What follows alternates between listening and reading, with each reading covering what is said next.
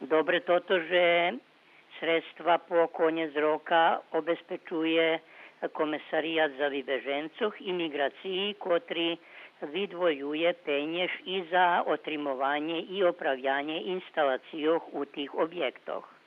Ostava briga, že u hrodu za javne ošvicenje potrebne kolo 15 milioni, a zos opštinskog budžetu obezpečeni ljem zešec, ta horod može ostac i u cmoti, co še nješme dopuščic.